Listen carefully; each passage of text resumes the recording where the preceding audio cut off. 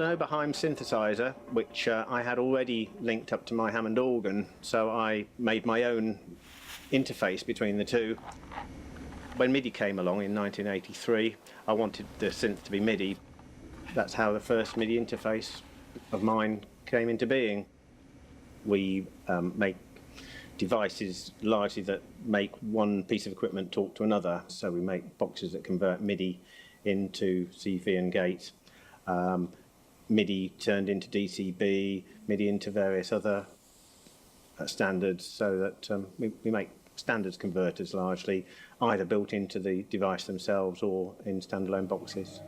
Taking an instrument that's already like a finished instrument and adding some electronics to it to enable it to do something more. We've retrofitted an awful lot of synths. We've retrofitted almost 4,500 synthesizers. I mean, there are less and less old synthesizers to be interfaced to, so we're actually trying to address the DJ market as much as anything else these days.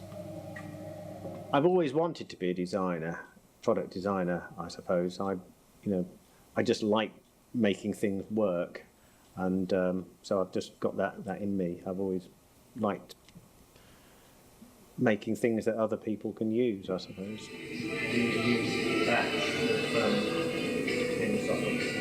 I've made a career out of music as a professional musician, but I was always playing about with electronics and computers in the background, and it was just a case of swapping the focus, really.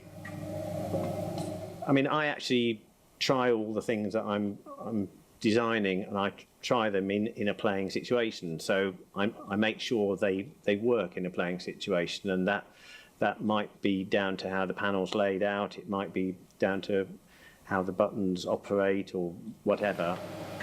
When I design a product, usually the product that ends up being sold is nothing like I originally started it out to be.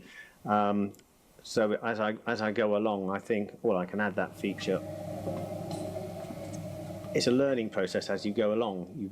You learn what the product can do, and although you've set out with a design for it, you actually end up with a better product than you start with. There's obviously times when I'm tearing my hair out. As you see, there's not much of it left, but it's quite fulfilling. I get to a point sometimes where I think, well, actually, I can continue mucking about with this forever, but at some point I've got to actually say, yes, we'll let it go. Really, you don't ever let go quite.